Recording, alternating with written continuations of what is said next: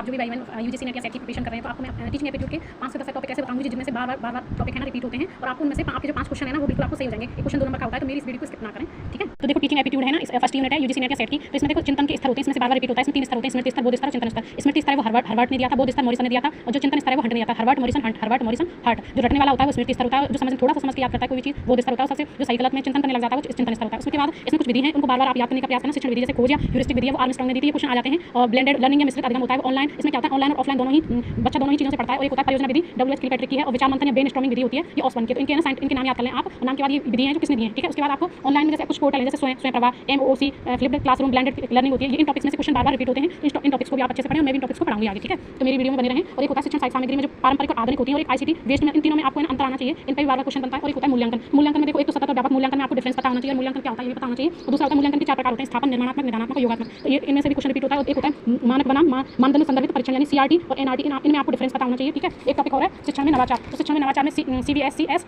CBT, इन topics को भी आप अच्छे से पढ़ के जाएं, इनमें से भी क्वेश्चन रिपीट होता है। ऐसे ही वीडियो अन्य यूनिट में आपको ये देखना है कि कौन कौन से टॉपिक इंपॉर्टेंट है जिनमें से क्वेश्चन रिपीट होता है। ये सारा जो मैंने विश्लेषण किया है ना वो पीवाईक्यू के बेसिस पे किया है, क्योंकि मैंने बहुत सारे पीवाईक्यू किए और मुझे बहुत फायदा मिला। तो मैं भी चाहती हूँ कि आप कम टाइम में टॉपिक्स को करें और आप अपना सिलेक्शन लें, ठीक है। तो ऐसी वीडियो के लिए मेरे चैनल को लाइक और सब्सक्राइब करना ना भूलें।